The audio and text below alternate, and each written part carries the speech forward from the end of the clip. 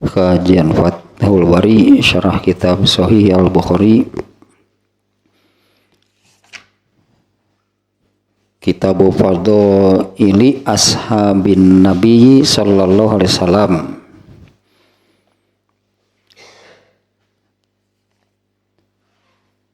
Keutamaan sahabat Nabi Sallallahu Alaihi Wasallam. Kalau judul awalnya, judul besarnya kitab manakib, ya, keutamaan Nabi Sallallahu Alaihi Wasallam, yang tentunya ya mereka ini kan Rasulullah SAW menyabdakan bahwa generasi manusia terbaik sepanjang masa itu adalah generasi beliau, generasi Rasulullah SAW. Nah, di mana Rasulullah SAW itu hidup bersama para sahabat, yang tentunya sangat banyak gitu ya pelajaran, meskipun ya panutan ya suri toladan utama itu adalah Nabi SAW, ya. Suri toladan panutan yang wajib begitu ditaati, diikuti itu adalah Rasulullah SAW. Ya, kan, tetapi ya kita melihat gitu ya dari manusia terbaik, ya manusia terbaik itu sepanjang masa, yaitu para sahabat yang ternyata memang mereka yang memiliki keutamaan. Nah, masih tentang sahabat yang paling utama, sahabat nomor 1 gitu ya, yaitu Abu Bakar As-Siddiq radhiyallahu an. Masih bab 5 ya dari tentang keutamaan para sahabat, masih bab ke-5 dengan judul bab sabda Nabi Sallallahu Alaihi Wasallam, lau kuntu muttakhizan khalila. Babnya adalah sabda Nabi, ini potongan hadisnya oleh Imam Al-Bukhari itu, atau judul dalam bab ini Imam Al-Bukhari mengambil potongan hadis, yaitu lau kuntu muttakhizan khalila, kalau saja aku dibolehkan menjadikan seseorang sebagai orang yang paling aku cintai lah, itu demikiannya. Kalau saja dibolehkan aku menetapkan seseorang yang paling aku cintai. Nah, gak ada lanjutannya gitu ya, judulnya sampai di sana. Nah, adapun di dalam bab ini ya, ternyata yang dituju gitu oleh hadis tersebut Abu Bakar, kalau saja aku dibolehkan menjadikan satu orang manusia gitu ya yang paling aku cintai. Nah, kalau di dalam hadisnya baru disebutkan pasti aku akan memilih Abu Bakar. Nah, di bab ini ya inilah ya, ternyata itu bab ini hadis-hadisnya ada 23. Nah, di mana bab ini adalah bab jadi sebetulnya gitu bab ini adalah bab keutamaan Abu Bakar. Yang terakhir yang kemarin dari 23 hadisnya, hadis yang ke-6 yang kemarin nih ya, yaitu ulasan sedikitnya hadis yang kemarin. Abu Bakar marah gitulahnya. Abu Bakar memarahi Umar bin Khattab hingga Umar bin Khattab itu pergi. Nah, tidak lama gitu ya, Abu Bakar segera minta maaf kepada Umar bin Khattab, tapi Umar bin Khattab tidak memaafkan. Kemudian Abu Bakar mendatangi Rasulullah SAW dan menceritakan kejadiannya, yang intinya demikianlah kejadiannya ya. Ternyata Rasulullah SAW itu dari apa namanya, dari kedatangan Abu Bakar itu Rasulullah SAW sudah menduga dan perkiraannya benar. Ya, Rasulullah SAW mengatakan, ini pasti sedang ada masalah nih, ini sedang marah nih ya. Kemudian Abu Bakar datang dan memberi salam kepada Rasulullah SAW dan Abu Bakar menyampaikan kepada Rasulullah SAW demikian, ya, aku sudah minta maaf tapi Umar bin Khattab tidak mau memaafkan. Rasulullah SAW menyabdakan, Allah mau maafkan kamu. Katakanlah kalau Umar bin Khattab tidak mau maafkan kamu, Allah mau maafkan kamu. Ternyata tidak lama juga, ya, bahkan ini tidak lama juga Umar bin Khattab yang kemudian sadar. Dia datang ke rumah Abu Bakar. Abu Bakarnya tidak ada. Kemudian Umar bin Khattab datang juga menghadap kepada Rasulullah SAW, dan ketika Umar bin Khattab menghadap, Rasulullah SAW berpaling. Datang dari arah kanan, Rasulullah berpaling. Umar bin Khattabnya muter gitunya ke sebelah kiri, Rasulullah SAW berpaling. Umar bin Khattab diam di depan Rasulullah juga berpaling. Sampai Umar bin Khattab mengatakannya, kalau di riwayat yang lain, apa artinya hidupku ini apabila Rasulullah berpaling dari saya? Itulah kemarin Umar bin Khattab itu merasakan demikian. Apa artinya hidup saya ini kalau Rasulullah SAW berpaling dari saya? Kemudian Rasulullah SAW menyampaikan seolah-olah kamu orangnya yang tidak mau memaafkan Abu Bakar. Ngeluk tak mencik orang mau Umar bin Khattab dikatakan demikian oleh Rasulullah. Jago sih kepret kau ingat atau preman sih atau mana gitu. Pelontong mana? Tegar rumah sakit mana? Kamu siapa? Abu Bakar siapa? Kan seolah-olah demikian ya. Berani-beraninya kamu itu tidak mau memaafkan Abu Bakar. Umar bin Khattab apa namanya? Cek orang Sunda namanya tungtung nama ampun-ampunan gitulah. Nah, kemudian Rasulullah menyampaikan seperti ini.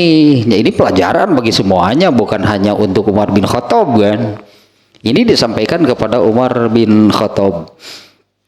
Nah, setelah Rasulullah memarahi setelah Rasulullah kan memarahi Umar bin Khattab demikian kurang lebih. Kamu orangnya yang tidak mau memaafkan Abu Bakar. Dengekeun sia. Wah, itu muncul orang mah Nabi teh. Nah, kemudian Rasulullah menyabdakan seperti ini, "Innallaha ba'atsani ilaikum." Sesungguhnya aku diutus kepada orang-orang, fakultum.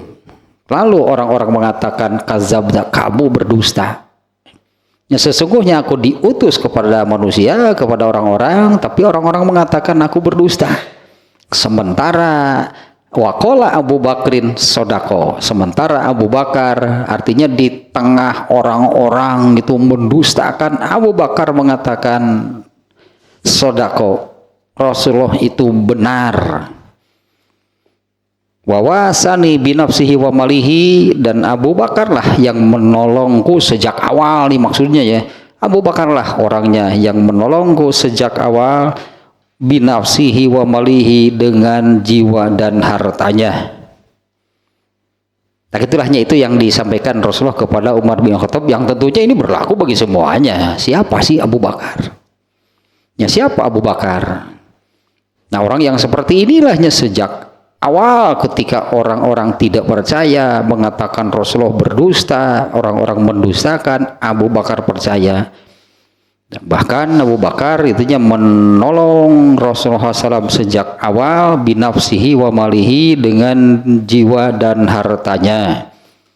Di antaranya kan terlihatnya benar-benar nih pengorbanan Abu Bakar itu untuk menolong, membela Rasulullah SAW. Itu diantaranya terlihat ketika Rasulullah SAW hijrahnya, yang menemani Rasulullah itu kan Abu Bakar yang bersembunyi di Gua Hiro berdua gitu kan.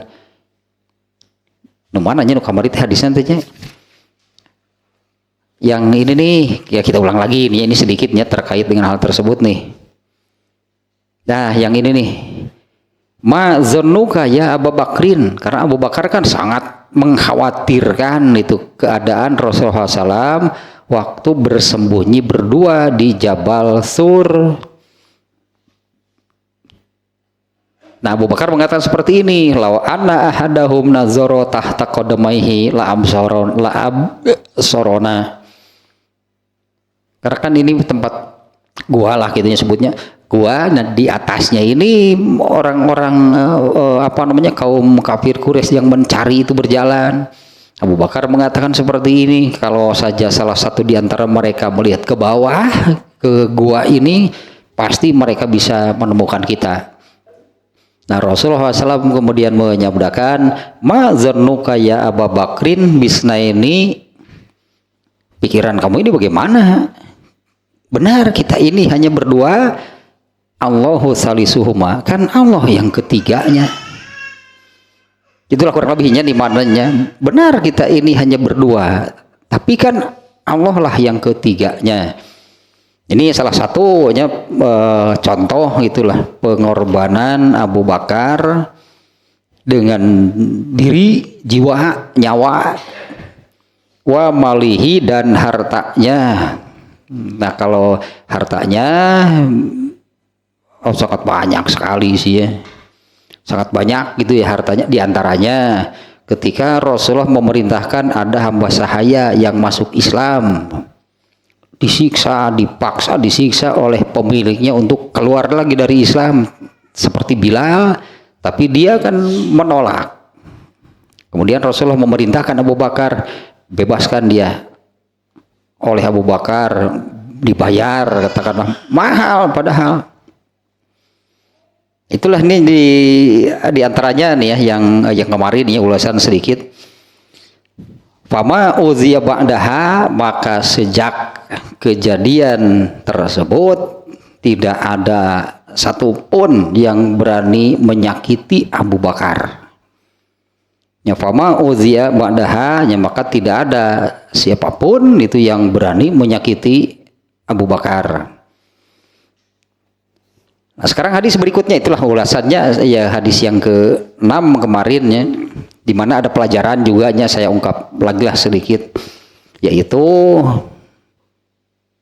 biar bagaimanapun artinya ya, di mana Abu Bakar ini kan bukan hanya dibandingkan dengan para sahabat, bahkan dibandingkan dengan seluruh umat Rasulullah SAW. Ya, apalagi lah hanya kalau bukan sahabat kan sebutnya derajatnya pasti lebih rendah. Bahkan di kalangan sesama sahabat pun kan Abu Bakar ini adalah sahabat paling utama, sahabat dengan urutan nomor 1. Dan Rasulullah SAW sudah banyak menyabdakan tentang Abu Bakar, di antaranya orang pertama dari umatku yang masuk surga adalah Abu Bakar. Kemudian satu lagi bahwa contoh lah, anggapnya contoh orang yang bisa masuk surga dari pintu manapun adalah Abu Bakar. Nah, tapi gitu, dan masuk surga tanpa hisab lagi kan. Terkenal kan ada 10 orang sahabat yang dipastikan masuk surga tanpa hisab. Nomor 1-nya Abu Bakar. Tapi biar bagaimanapun, ini pelajarannya dari hadis ini. Ternyata Abu Bakar juga berbuat salah. Bukan tidak pernah salah, karena yang dimaksum hanya Rasulullah. Kalau Abu Bakar berbuat salah, ya kan namanya juga bukan Nabi.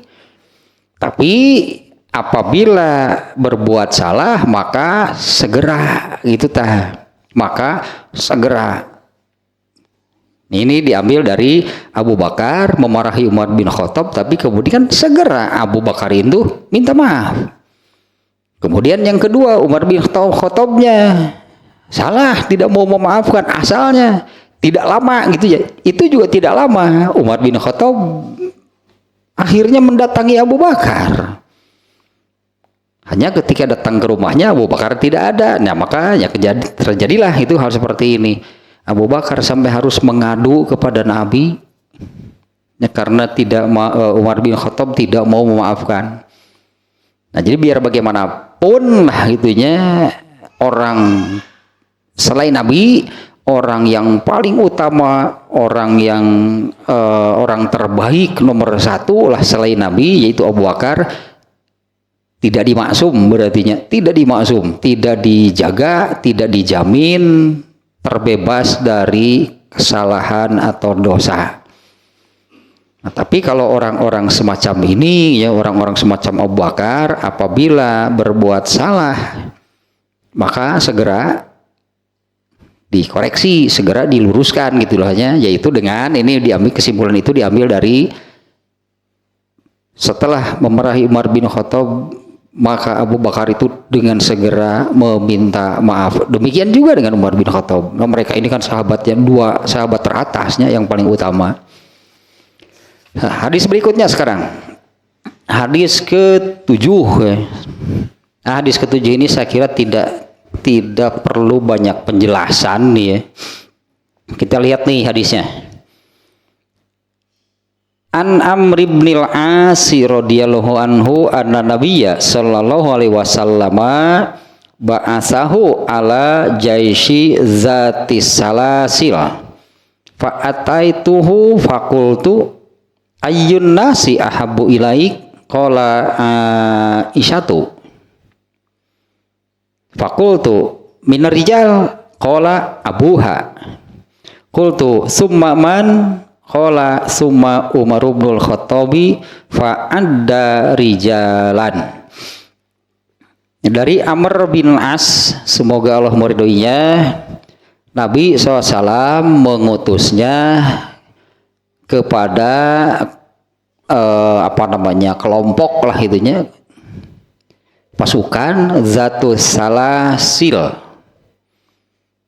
Fa ataituhu, sebetulnya hal tersebutnya ini tidak ada kaitannya dengan konteks sekarang gitu ya. Nah, bagian ininya nih. Fa'ataituhu, kemudian aku mendatangi Nabi sallallahu alaihi wasallam, lalu aku bertanya, ayyun nasi ahabbu ilaik? Ya, siapa orang yang paling kau cintai? Rasulullah SAW menjawab, Aisyah. Kemudian aku tanyakan lagi, kalau dari kalangan laki-laki, Rasulullah menjawab bapaknya, Abu Bakar ya. Kemudian aku bertanya lagi, summaman. Nah, kemudian setelah Abu Bakar siapa? Rasulullah menjawab, summa Umar bin Khattab. Fa'ada rijalan. Nah, kemudian Rasulullah menyebut beberapa orang lagi ya, setelah Umar bin Khattab. Ini yang disebut di redaksi hadis ini ya, hanya 2 gitu ya.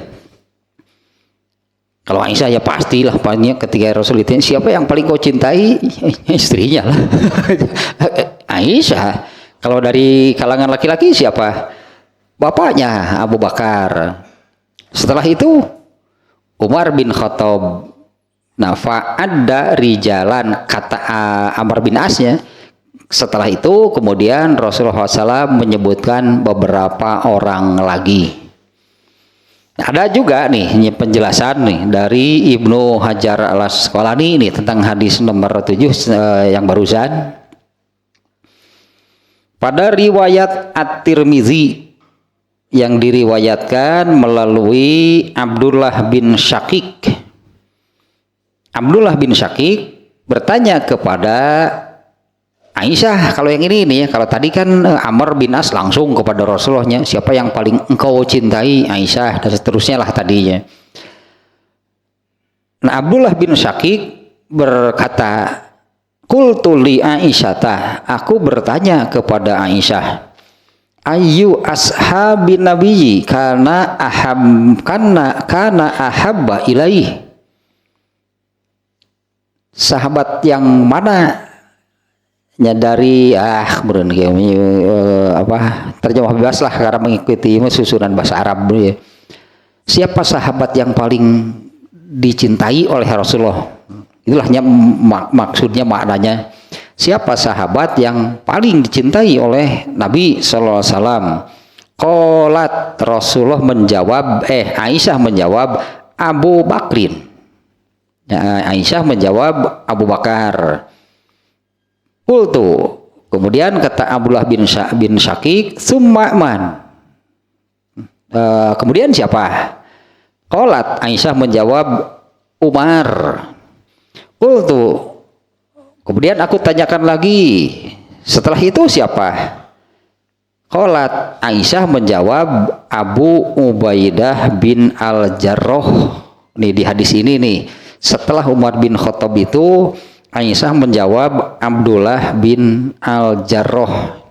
Siapa sih Abdullah bin Al-Jarrah? Karena dia tidak termasuk ini ya, yang 10 sahabat yang dipastikan masuk surga tanpa hisab. Ini gak ada nih Abdullah bin Jarrah, bukan. Abdullah bin Al-Jarrah itu muhajirin, sahabat muhajirin. Dia masuk Islam, muhajirin berarti orang Mekah, masuk Islam ketika masih di Mekah. Nah, Abu Ubaidah Al-Jarrah itu dia masuk Islam itu ternyata tidak disetujui oleh bapaknya. Kalau Abu Bakar sendiri ini, dia masuk Islam, nah bapaknya, ibunya gitu ya, bapaknya Abu Bakar, ibunya Abu Bakar juga ikut masuk Islam. Nah, banyak sahabat yang masuk Islam ternyata itu ibu bapaknya tidak setuju. Ada kisah yang terkenal, siapa? Ammar bin Yasir kalau nggak salah. Ini saya suka takut salah nih menyebut namanya. Ammar bin Yasir itu kan yang masuk Islam ternyata ibunya tidak setuju dan memerintahkan untuk keluar lagi dari Islam. Ternyata kan seperti kalau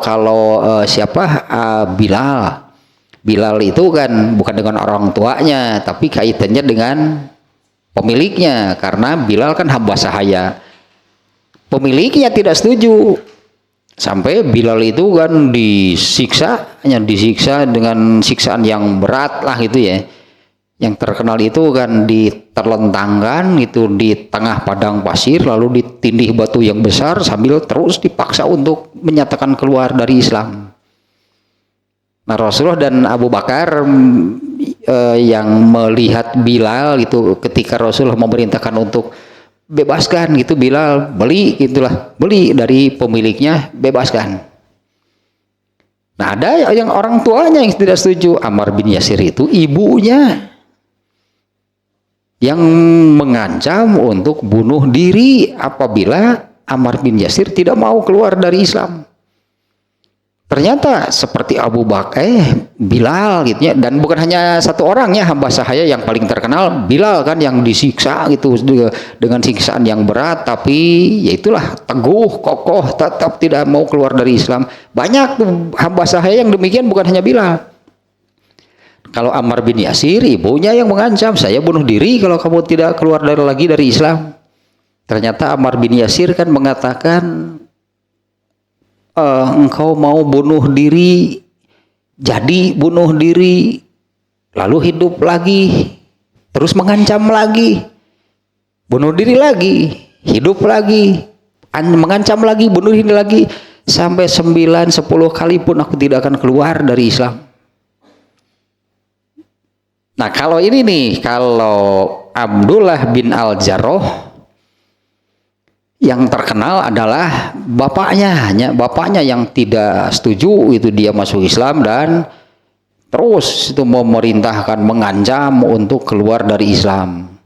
Sampai akhirnya Abdullah bin Al-Jarrah ini tetap di dalam Islam, kemudian ikut hijrah. Ya, ikut hijrah ke Madinah. Sementara bapaknya tetap kafir di Mekah.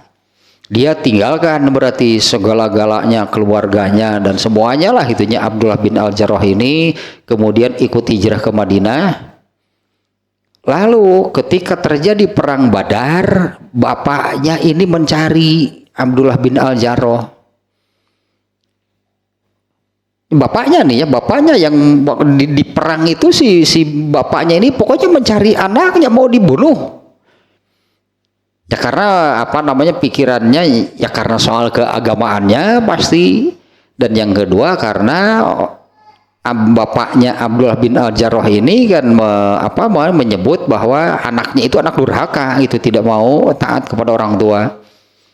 Nah, bapaknya di dalam perang Badar itu bapaknya ini terus saja mencari dan ketemu, akhirnya dikejar.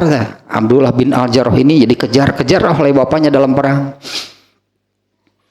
Sampai ketika terpepet, tidak ada jalan lain, bapaknya membunuh, akhirnya kan ya terjadilah perkelahian dalam perang nih ya, terjadilah itu di antara mereka dan bapaknya lah yang terbunuh.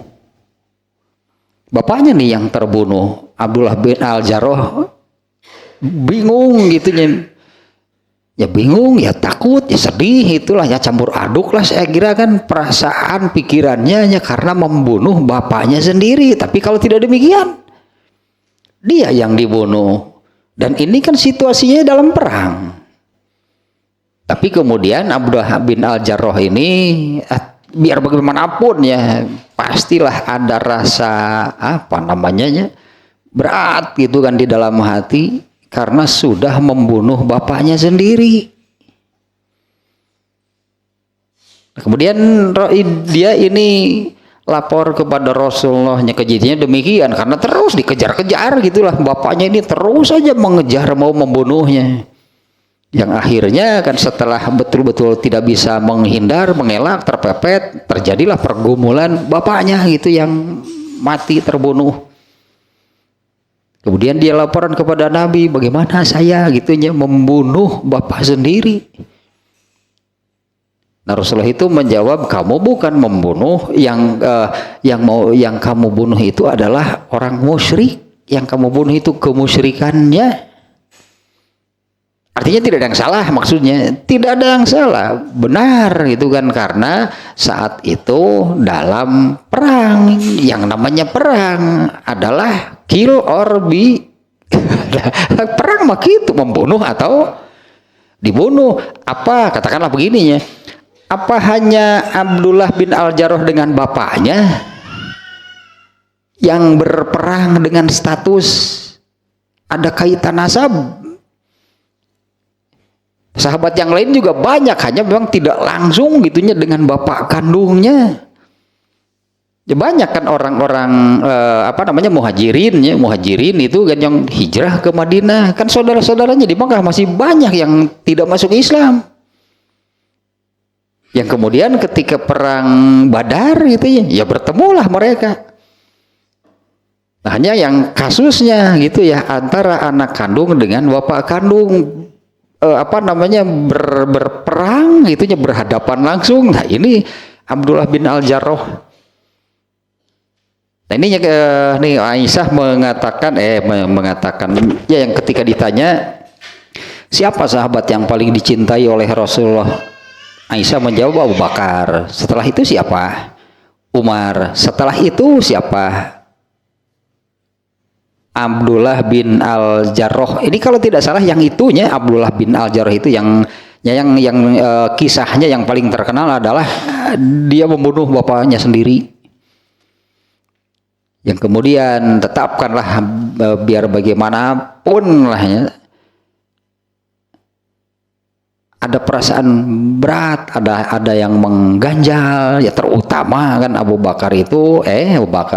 Abdullah bin Al-Jarrah ini kan terutamanya takut dengan dosa gitu, seolah-olah saya berdosa nggak itu membunuh bapak saya sendiri. Ternyata Rasulullah kurang lebih hanya menjawab demikian gitu. Kamu itu membunuh kemusyrikannya. Ya, kamu itu membunuh kemusyrikannya. Bandingkan nih dengan ini. Bandingkan dengan ini nih. Ada Abdullah bin Ubay. Dia ini kan pemimpin kaum musyrik, kaum munafik. Abdullah bin Ubay ini adalah pemimpin kaum munafik. Orang Madinah ini, orang Abdullah bin Ubay. Karena adanya kaum munafik itu di Madinah, kalau di Mekah itu kafir semuanya. Ketika Rasul hijrah ke Madinah, ada satu kelompok gitu yang merasa tersisihkan, merasa terambil, merasa tersingkirkan. Padahal asalnya ketika sebelum Rasulullah datang ke sana, ini orang berpengaruh. Di Madinahnya orang berpengaruh, orang yang didengar, bahkan hampir bisa mendamaikan dua suku besar di Madinah yang bermusuhan, bertikai sudah ratusan tahun. Hampir bisa didamaikan. Ini orangnya, yaitu Abdullah bin Ubay. Tinggal finishing lah gitulah. Tinggal penandatanganan persetujuan damai. Rasulullah SAW datang, kemudian kaum Aus dan Khazraj ini masuk Islam dan ikut taat kepada Rasulullah. Abdullah bin Ubay kan gigit jari, sakit hati. Nah itu masalahnya, Abdullah bin Ubay tidak mau masuk Islam. Kemudian tapi kan kalau mau secara terang-terangan menentang kafir, Abdullah bin Ubay sudah tidak punya kekuatan. Maka berpura-pura masuk Islam, makanya disebutnya munafik gitu ya. Secara lisan mengucapkan dua kalimat syahadat, padahal hatinya tetap orang kafir. Abdullah bin Ubay itu kafir. Nah ternyata anaknya Abdullah bin Ubay ini namanya Abdullah bin Ubay. Dia masuk Islam karena sepak terjangnya Abdullah bin Ubay ini ya sangat berdampak gitulah terhadap kaum muslimin. Di antaranya nih ya, kalau ada berperang itu di surat di surat At-Taubah. Di surat At-Taubah itu cukup panjang lah gitunya di surat itu. Di antaranya apabila berperang kaum munafikin ini ikut, tapi di tengah jalan kemudian mempengaruhi beberapa sahabat yang sampai tidak jadi. Ada yang terpengaruh. Dan banyak lagi lahnya sepak terjang kelakuan mereka yang menurut Umar bin Khattab, masa sih muslim seperti itu? Maka Umar bin Khattab menyimpulkan dia kafir sebetulnya. Rasulullah SAW kemudian Umar bin Khattab kan minta izin kepada Rasulullah. Beri saya izin untuk membunuh Abdullah bin Ubay. Saya yakin dia kafir. Ternyata kan berita itu sampai kepada anaknya Abdullah bin Ubay, kepada anaknya yaitu kepada Abdullah bin Ubay. Abdullah bin Ubay anaknya kemudian mengatakan kepada Rasulullah, kalau engkau mengizinkan seseorang membunuh bapak saya, jangan yang lain, saya yang akan melakukannya. Ya, kalau engkau mengizinkan seseorang untuk membunuh Abdullah bin Ubay, jangan orang lain. Saya perintahkan, saya anaknya, saya akan bunuh bapak saya. Nah, kenapa demikian? Karena anaknya Abdullah itunya andai kalau saja Rasulullah mengizinkan, Abdullah ini anaknya mau diam saja kalau bapaknya ada yang membunuh? Ya, Abdullah itu anaknya ini, saya khawatir kalau orang lain yang membunuh bapak saya tidak akan tinggal diam. Nantinya kan jadi jadi dengan sesama muslim. Nah, artinya ya seperti inilah gitunya anak kepada orang tua. Nah, Abdullah bin Al-Jarrah berat pasti secara perasaan, dikejar lari itunya, disabat menghindar, tapi kan akhirnya kepepet. Kalau nggak melawan mati konyol juga, bukan jihad kalau begitu. Ya kalau tidak melawan misalnya sampai terbunuh oleh bapaknya sendiri kan bukan mati syahid kalau begitu, itu mati konyol namanya. Masa perang demikian? Masa berperang itu ketika musuhnya gitu menyebutkan pedangnya diam saja nggak melawan, atuh lain dia perang lo gitu mah. Kok mau ngasongkeun beuheung mah? Ngasongkeun beuheung teh keur perang teh aya musuh kadi ya. Gitu ya bener modar sih baru cek musuh nanti sia ada naonan nanti siga onta yang bener di sabat beheung nanti cici itu kan bukan mati syahid kalau demikian. Tapi kan ada berat itu ini bapaknya sendiri. Nah ini orang ketiganya yang disebut di hadis ini nih, Aisyah yang pada riwayat At-Tirmizi ini, Aisyah yang ditanya oleh Abdullah bin Syakik namanya tadinya, urutannya siapa sih sahabat yang paling dicintai Rasulullah? Abu Bakar. Setelah itu Umar bin Khattab, setelah itu Aisyah menyebut Ubaidah bin Al-Jarrah yang barusan lah gitunya, kisahnya yang sangat terkenal tentang Abdullah bin Al-Jarrah itu adalah yang barusan.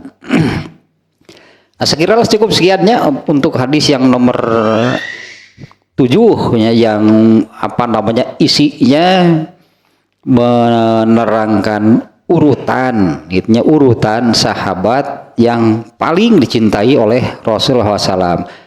Bahkan kalau di hadis yang diriwayat Bukhari-nya, Rasul sendiri kan yang langsung ditanya oleh Amr bin As.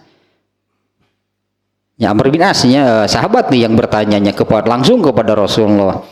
Ya, siapa yang paling kau cintai? Aisyah. Kalau laki-laki bapaknya Abu Bakar. Setelah itu siapa? Umar bin Khattab.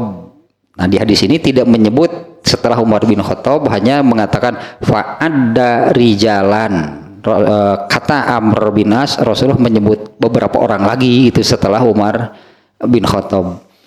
Nah, di antaranya barusannya di dalam hadis riwayat At-Tirmizi yang menyebutkan ternyata setelah Umar bin Khattab itu adalah Abu Ubaidah, bukan Abdullahnya, Abu Ubaidah bin Al-Jarrah. Nah, ini yang ketiga, ini juga sudah sangatnya menunjukkan gitulah bahwa sahabat sahabat paling utama itu, sahabat nomor 1 ya di antara semua sahabat itu adalah Abu Bakar. Nah, hadis berikutnya, hadis yang ke-8. Ya sebetulnya semuanya kan menerangkan demikian. Dan satu lagi mungkin ini sudah beberapa kali juga saya sampaikan. Kalau sahabat yang mati syahid kan banyak. Sahabat yang mati syahid itu banyak ya, karena kan perang beberapa kali. Puluhan kali bahkan itu. Rasul itu perang itu kalau nggak salahnya lebih dari 20 kali Rasulullah berperang. Rasulullah kaum muslimin dengan para sahabat lebih dari 20 kali berperang. Tentu yang mati syahid banyak. Padahal kalau yang mati syahid ya, padahal yang mati syahid itu kan dengan keutamaan, keistimewaan gitulahnya, diberi keistimewaan, diberi keutamaan oleh Allah yang seolah bahasa kitanya Allah memberi penghargaan, keutamaan, keistimewaan bagi yang mati syahid itu dengan keistimewaan setinggi-tingginya lah. Nah, bahkan kan orang yang mati syahid itu seperti Al-Haris ya. Al-Haris bin siapa nih sahabat yang justru kisahnya yang terkenal kan ibunya Ummul Haris gitu ya. Ini Ummul Al-Haris ini adalah sahabat seorang pemuda yang gugur mati syahid pada waktu perang Badar. Ibunya nih, karena ini masih muda, masih remaja, masih usia belasan nih Al-Haris ini. Nah, ibunya yang kemudian datang kepada Rasulullah seolah-olah menanyakan bagaimana nasib anak saya sekarang setelah gugur di medan perang, apakah dia masuk surga atau tidak. Kemudian Rasulullah kan menjawabnya normatif, ibu ini bagaimana. Ini jawabannya apa namanya, jawaban kenabian sebenarnya, padahal pertanyaan ibunya demikian, bagaimana anak saya nih sekarang sudah gugur, dia masuk surga nggak? Nah, karena masih ada lanjutannya ya. Kalau dia dipastikan masuk surga, saya malah merasa bergembira, gitu ya. Saya malah merasa bergembira, melebihi lah kesedihan, gitu ya. Seorang ibu kehilangan anak pasti sedih. Tapi kalau benar anaknya sudah tidak ada, tapi kalau dipastikan gitu masuk surga, saya akan bergembira. Tapi kalau tidak ada kepastian, lihat saja apa yang saya lakukan.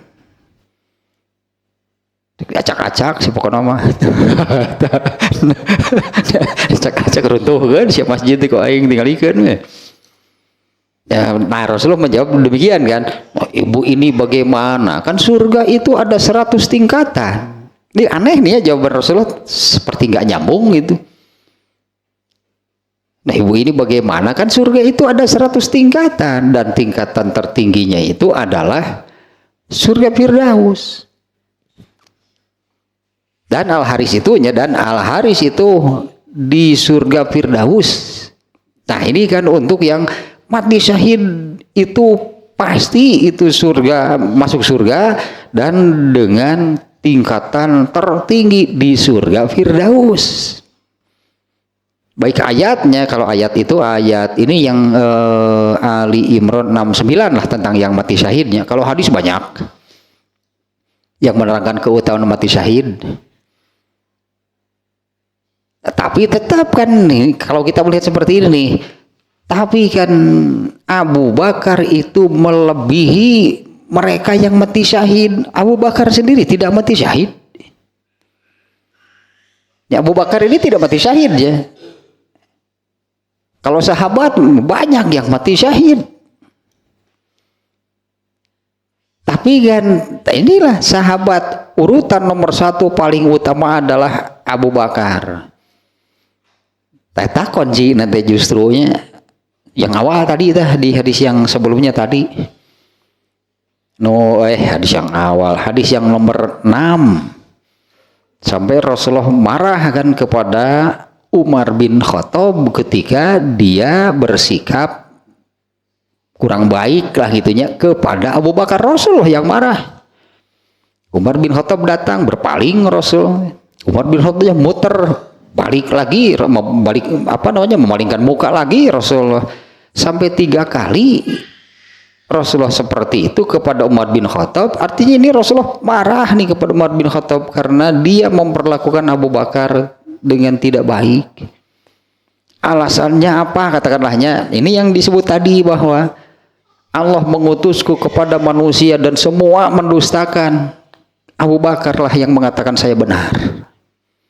Dan dia tumpahkan gitulahnya segalanya gitu untuk menolong Nabi. Intinya disebutnya kan dengan jiwanya, dengan hartanya. Nah ini yang sehingga Abu Bakar itu mendapat gelar As-Siddiq. Artinya bukan hanya Abu Bakar orang yang bisa sampai mendapat sebutan As-Siddiq, bukan hanya Abu Bakar. Kalau dari kalangan perempuan, di antara para sahabat perempuan lah As-Siddiqnya itu adalah Aisyah anaknya. Ini sama-sama As-Siddiq, itulah dua-duanya. As-Siddiq kalau perempuan sih As-Siddiqoh lah gitu sebutannya. Nah tapi yang seperti ini kan bukan hanya Abu Bakar, siapapun bisa. Siapapun bisa itu, baik selevel, sejajar dengan mereka yang mati syahid, bahkan lebih utama dari yang mati syahid. Contohnya Abu Bakar. Dan ini berlakunya untuk bukan hanya untuk para sahabat, berlaku untuk semua umat Rasulullah SAW. Karena Allah memberikan kuota jatah, Allah menyediakannya kuota jatah masuk surga tanpa hisab itu untuk seluruh manusia, bahkan untuk seluruh manusia sampai hari kiamat. Tidak terbatas hanya bagi sahabatnya jatah kuota masuk surga tanpa hisab, bukan hanya untuk sahabat, untuk semua umat Nabi sama. Dan jatah atau kuota masuk surga tanpa hisab itu untuk seluruh manusia sampai hari kiamat. Kan artinya sekarang juga masih ada. Bisa nggak masuk surga tanpa hisab? Ya bisa nggak? Sebutlah untuk orang generasi sekarang, bisa nggak masuk surga tanpa hisab padahal tidak mati syahid? Itu contohnya Abu Bakar dulu kan tidak mati syahid, bahkan Abu Bakar itu lebih utama dari yang mati syahid. Sementara jatah masuk surga tanpa hisab itu sekarang masih ada. Ya kenapa tidak diusahakan? Allah diusahakan mah Tuhan apteuing. Kenapa tidak diperjuangkan? Ya, kenapa tidak diperjuangkan, berjuang gitu untuk bisa meraihnya, siapapun bisa. Bagaimana caranya? Asidik berarti.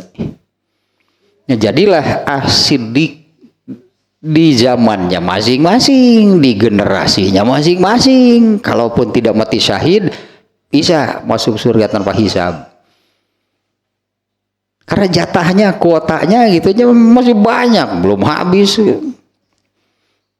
Kalaupun, dan pastilah kalau menurut saya pasti gitunya, kalau semua sahabat masuk surga tanpa hisab, jatahnya masih banyak. Dari yang disabdakan oleh Rasulullah, berapa orang sih yang masuk surga tanpa hisab? Dari jatah atau kuota yang disebutkan itu, sebutlah, ambil jatahnya ini terambil oleh seluruh sahabat masuk surga tanpa hisab. Masih banyak ternyata, kuotanya masih banyak, masih ada. Hanya tidak mau, hanya yang tidak mau berjuang. Pokoknya mah untuk meraihnya, untuk mendapatkan jatah tersebut, lantaran hayangna ulin gitu tah di dunia itu bukannya berjuang gitu, itu meraih tiket tersebut. Hayangna teh arulin hareureuy keun bae cik kalau teh embung mah. Sok gerara benang merah nama gitu lah. Padahal kuotanya masih ada, hanya manusianya saja yang tidak serius untuk memperjuangkan, untuk meraihnya. Contohnya tegering lu catur unggal poe ka surga moal sih ari hirup kitu cek urang ka surga moal hirup kitu isuk-isuk catur nepi ka begitu adan gitu pan adan nih sugan terek salat dahar sugan terek salat pas adan lohor teh balik dahar geus beres dahar nya salat heula sih sorangan di imah teu rawatib dah yang buru-buru catur deui. Kira-kira ieu boro-boro masuk surga tanpa hisabnya ka surga moal sih hirup kitu. Nah banyak, itu hanya salah satu contohnya. Loba ting ulin hirup teh, loba tingnya tidak serius intinya. Padahal kuotanya itu sebetulnya kan tanpa batas. Andailah berandai-andainya. Andai semua orang ini berjuang dan pantas untuk masuk surga tanpa hisab, cek Allah teh nyepek bae gitu mah ada mau dikoretkeun atuh. Ya andai nih seluruh manusia itunya bisa nih berhasil nih, sampai masuk surga tanpa hisab, ya mah enggak ada Allah mah terugi. Boleh siapapun bisa.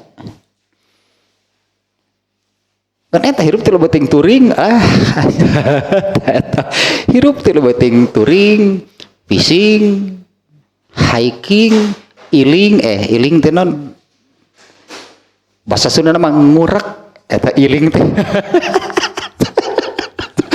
Bener kan? Fishing pan mancing nguseup. Bahasa Sunda teh fishing teh. Ari ngalebelut. Iling berarti.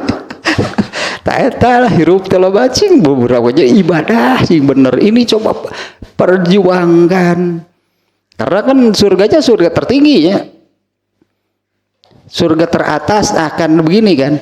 Kalau pasang target tinggi gitunya, katakanlah demikian, pasang target tinggi, saya ingin masuk surga Firdaus.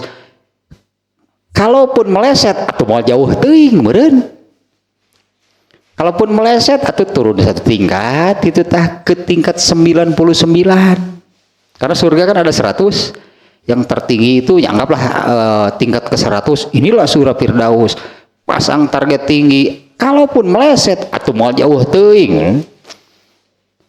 Pasang surga target tinggi masuk surga Firdaus. Ternyata meleset ke neraka. Wah banyak gitu.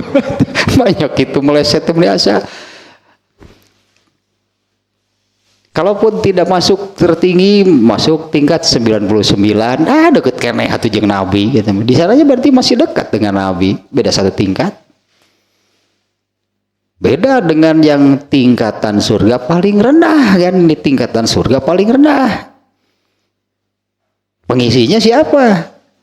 Orang-orang yang terakhir dikeluarkan dari neraka, yang akhirnya masuk surga. Nah, surganya tingkatan paling rendah. Oh, target, bro. Saya kira ini kan apa namanya mudahnya rasional mungkinnya sebutannya kan rasional. Kalau kita membuatlah perbandingan perusahaan nih misalnya rapat direksi pasang target tinggi, pokoknya tahun ini misalnya harus mendapatkan penghasilan sekian tinggi nih.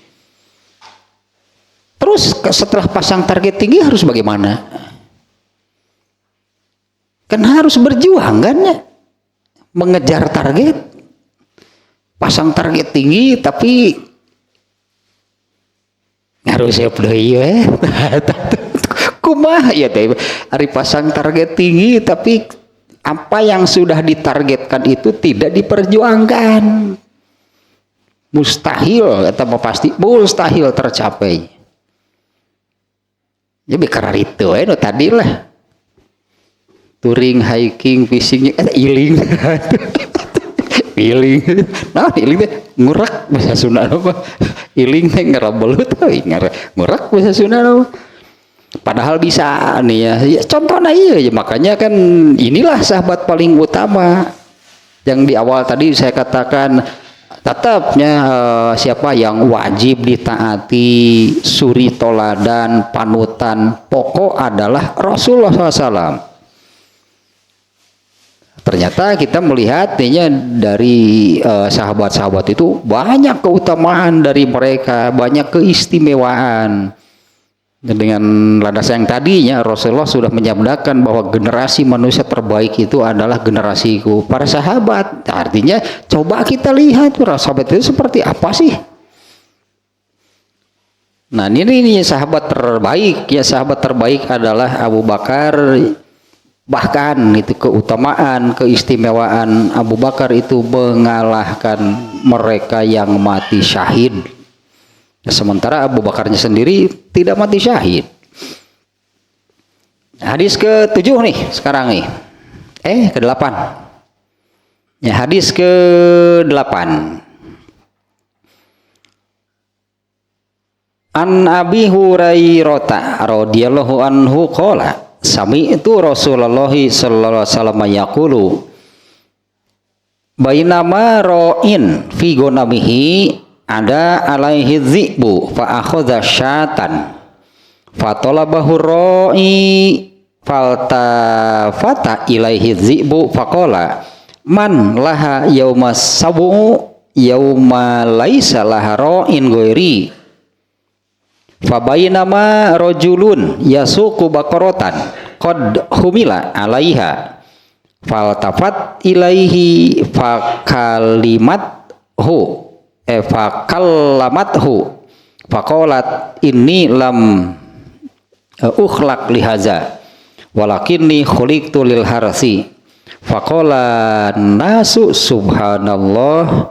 Qala nabiyyu sallallahu alaihi wasallam fa inni uminu bidzalika wa fa inni uminu bidzalika wa Abu Bakrin wa Umar bin Khattabi radhiyallahu anhuma. Di ujung hadisnya ini Rasulullah menyebutkan dua nama lagi di sini nih. Fa inni uminu bidzalika wa Abu Bakrin wa Umar bin Khattab. Nah, kita terjemah dulu nih hadisnya ya. Dari Abu Hurairah, semoga Allah meridhoinya, ia berkata, aku mendengar Rasulullah SAW bersabda. Di hadis lain, ya, di hadis yang lain nih, ini Rasulullah menyebutkan ini terjadi di zaman Bani Israel. Kita baca nih aja, terjemah dulu nih yang ini nih. Abu Hurairah berkata, aku mendengar Rasulullah SAW bersabda, pada satu ketika seorang penggembala sedang berada di tengah-tengah binatang gembalanya, nyebai nama ro'in fi gonamihi. Ada alaihi zi'bu fa'akhadha syatan. Kemudian muncullah, datanglah seekor serigala lalu menerkam seekor kambing. Fatolabahu ro'i. Kemudian si si anak gembala lah ambilnya. Kemudian anak gembala itu mencari serigala tadi. Faltafata ilahi zi'bu. Setelah ketemu, kemudian siapa tadi? Serigala tadi kemudian menoleh dan melihat kepada si gembala lalu berkata, serigala nih yang berkatanya nih, man laha yaumas sabu. Ini siapa yang man laha laha karena gonamnya karena syad. Jadi siapa nih yang siapa yang menggembala hari ini? Yaumas sabu, pada hari perburuan. Terjemahnya dulu demikianlahnya. Siapa ya nih yang memelihara, yang menjaga kambing-kambing ini pada hari perburuan? Yauma laisa laha ra'in ghairi, pada hari tidak ada bagi gembala-gembala ini yang menggembala selain saya. Kata si serigala nih, pada hari tidak ada yang menggembalakan gembala-gembala ini selain saya. Kemudian sampai di situ tadinya kejadiannya. Sekali lagi yang barusan nih, Rasulullah SAW bersabda, ketika seorang gembala berada di tengah binatang ternaknya, di tengah binatang gembalanya, muncullah seekor serigala, kemudian menerkam seekor kambing. Lalu si penggembala itu mencari serigala tersebut. Setelah ketemu, serigala itu kemudian melihat kepada si penggembala dan berkata, ini serigala nih yang berkatanya nih, siapa nih yang memelihara siapa nih yang menggembala binatang-binatang gembala itu pada hari perburuan, yaitu pada hari tidak ada yang menggembala selain saya. Jadi si serigala begitu malah mengatakan demikian. Ini siapa sih ini yang menjaga binatang ternak ini? Ini hari perburuan. Jadi si serigala ini mengatakan ini hari nanti di mana akan banyak binatang buas. Maka si serigala ini malah yang mengatakan pada hari tidak ada yang menjaga gembala ini selain saya. Jadi si serigala itu jadi saya nungangon itu rugi ya. Jadi saya nungangon itu saya itu nungangon ya teh. Ini siapa nih yang menggembalakan pada hari perburuan? Yauma laisa laha ro'in goeri. yaitu pada hari tidak ada yang menggembalakan selain saya. Kemudian yang berikutnya, bainama rajulun yasuku baqaratan qad humila 'alaiha. Kemudian pada satu waktu, ini peristiwa berbeda nih, yang tadi sudah sampai di sana. Jadi pada satu waktu ada seorang laki-laki yang menuntun sapi betina. Qad humila 'alaiha, di mana sapi betina itu dijadikan apa namanya alat, katanya dijadikan alat untuk mengangkut beban yang banyak. Faltafatat ilaihi. Kemudian sapi tersebut kalau gitu ini mengatakan, kemudian sapi tersebut melihat kepada orang yang menuntunnya itu, fakallamathu, sapi itu berbicara kepada orang yang menuntunnya. Fakolat, sapi itu mengatakan, ini lam ukhlaq lihaza, aku diciptakan bukan untuk ini. Protes nih sapi. Sapinya protes nih, ini lam ukhlaq lihaza, aku diciptakan bukan untuk ini. Walakinni khuliqtu lil harsi, aku ini diciptakan untuk menggarap pertanian, itulah kalau kitanya. Walakinni khuliqtu, akan tetapi aku diciptakan lil harsi, untuk menggarap ladang pertanian. Faqalan nas, ini kata Abu Hurairah nih. Jadi Rasulullah itu kata tadi bercerita, Rasulullah mengisahkan yang barusan gitulahnya. Abu Hurairah mengatakan, aku mendengar Rasulullah SAW bersabda, mengisahkan ada dua peristiwa, di mana ini di hadis lain disebutkan ini terjadi. Rasulullah seringnya menyebut pada zaman Bani Israel, pada zaman Bani Israel, artinya bukan di zaman beliau tapi di zaman sebelumnya. Nah, Rasulullah mengisahkan tentang dua kejadian tersebut. Abu Hurairah mengatakan, faqalan nasu, mendengar Rasulullah mengisahkan demikian, orang-orang berkata subhanallah. Nih, faqalan nasu subhanallah. Qala Nabi SAW, dan Nabi SAW bersabda, fa inni uminu, ini bacanya bisa uminu, bisa uminu, sesungguhnya aku beriman, bizalika, atas kejadian ini. Ya, karena ini kan bukan di zaman Rasulullahnya, Rasulullah mengisahkan kejadian di zaman Bani Israel. Nah, Rasulullah SAW mengatakan, sesungguhnya aku beriman dengan kejadian tersebut. Wa Abu Bakrin, demikian juga Abu Bakar, wa Umar bin Khattab, dan Umar bin Khattab radhiyallahu anhuma. Ini juga nih ya, kalau terkait dengan Abu Bakarnya, ya inilah apa yang disebutkan oleh Rasulullah SAW di ujung hadis ini. Di ujung hadis ini Rasulullah menyebutkan, aku beriman dengan kejadian tersebut, demikian juga Abu Bakar dan Umar bin Khattab. Nah, pada riwayat yang lain nih, masih di Sahih Bukhari ini ya, kita lihat riwayat yang hadis tersebut oleh Imam Bukhari sendiri itu dimuat dalam 3 babnya yang setelah saya lihat. Nah, di antaranya yang ini nih.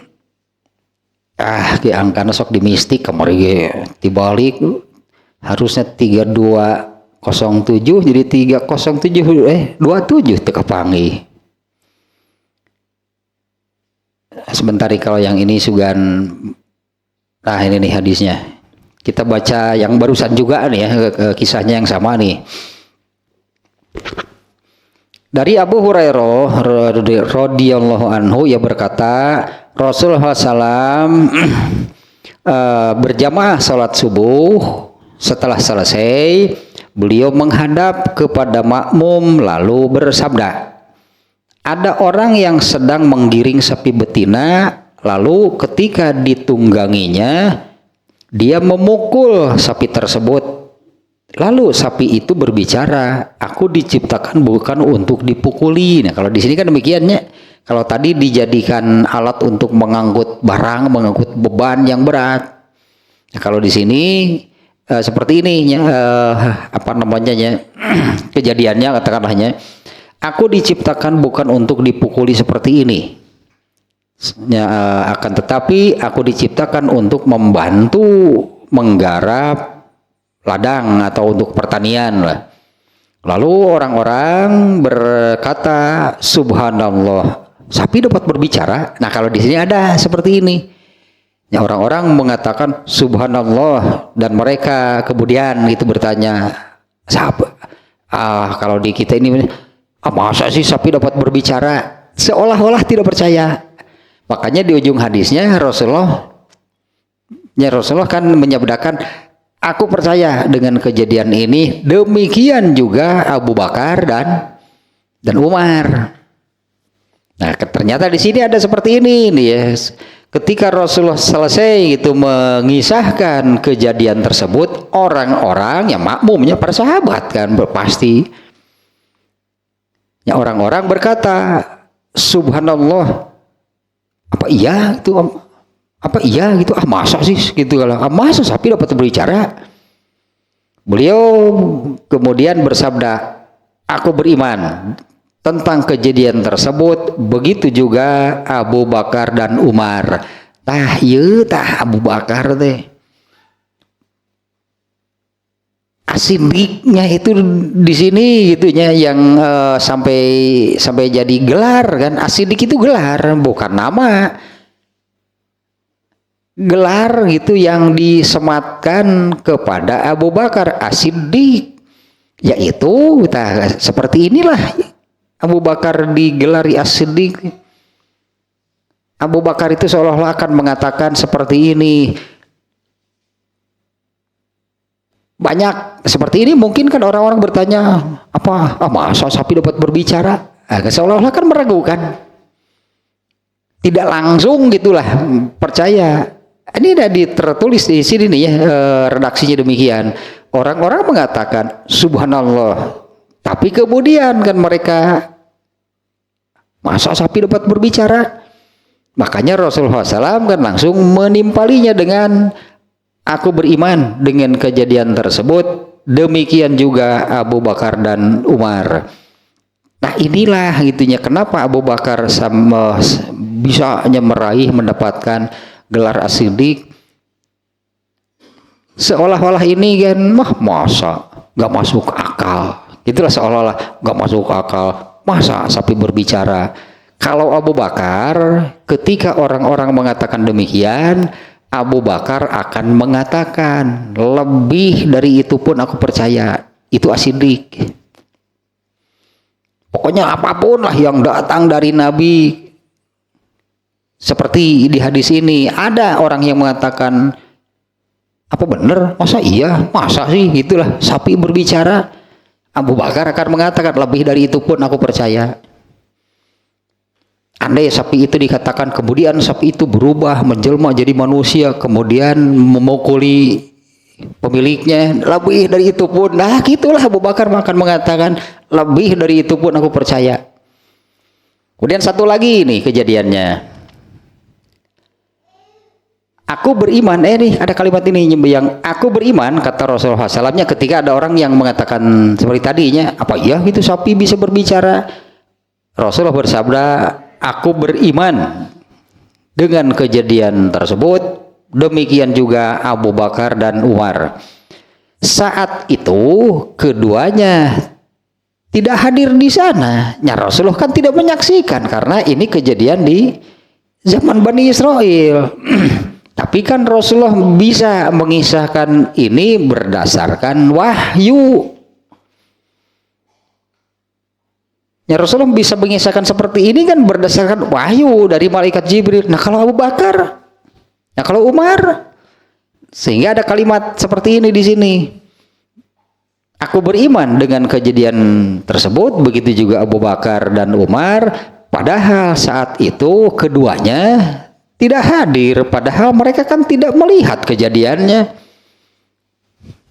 Rasulullah juga sama kan tidak melihat kejadiannya. Tapi di sini Rasulullah menyebut padahal keduanya kan tidak hadir. Abu Bakar beriman, Umar bin Khattab beriman, padahal mereka tidak hadir, tidak menyaksikan kejadiannya, karena ini kejadian di zaman Bani Israel. Artinya ini benar-benar pernah terjadi, bukan dongeng. Di mana hal itu diwahyukan oleh malaikat Jibril kepada Rasulullah. Kemudian yang kedua, ada seorang yang sedang menggembala kambingnya, lalu datang seekor serigala yang memangsa kambingnya. Dan ketika serigala itu membawanya kabur, orang itu mencarinya seakan dia mengawasi kambing-kambingnya. Seakan itu seolah-olah dia itu mengawasi, padahal kalau benar-benar mengawasi nggak akan diterkam serigala, berarti kambingnya. Setelah diterkam serigala, dibawa kabur, barulah si gembala ini gitu seolah-olah dia mengawasi kambingnya. Ketika serigala itu membawanya kabur, orang itu mencarinya seakan dia mengawasi kambingnya dari ancaman serigala. Maka serigala itu berbicara kepadanya, kini kamu merasa menjaganya dari aku. Itu ini, sekarang kamu merasa itu kamu menjaganya dari aku. Tapi siapa yang menjaganya pada hari berburu saat tidak ada penggembala yang mengawasinya? Lalu, sampai di situ ya.